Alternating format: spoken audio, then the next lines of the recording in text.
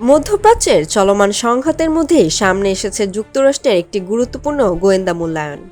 সেখানে বলা হয়েছে, বড় পরিসরের যুদ্ধ হলেও ইরানের ক্ষমতার কাঠামো ভেঙে পড়ার সম্ভাবনা খুবই কম।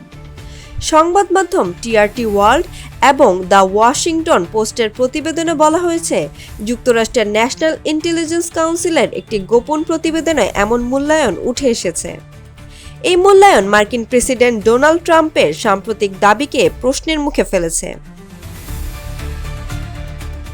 ট্রাম্প বলেছিলেন, ইরানের বর্তমান নেতৃত্ব সরিয়ে নিজের পছন্দের উত্তরসূরি বসানো সম্ভব হতে পারে। তবে গোয়েন্দা বিশ্লেষণে বলা হয়েছে, এমনকি ইরানের সর্বোচ্চ নেতা আলী খামেনিও নিহত হলেও দেশটির সামরিক ও ধর্মীয় নেতৃত্ব বিদ্যমান উত্তরাধিকার প্রক্রিয়ার মাধ্যমে ক্ষমতার কাঠামো টিকিয়ে রাখার চেষ্টা করবে।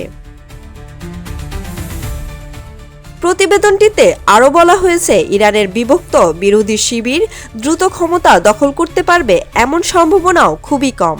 উল্লেখ্য, গত ২৮ ফেব্রুয়ারি যুক্তরাষ্ট্র ও ইসরায়েলের হামলার পর থেকে পুরো মধ্যপ্রাচ্যে উত্তেজনা বেড়েছে।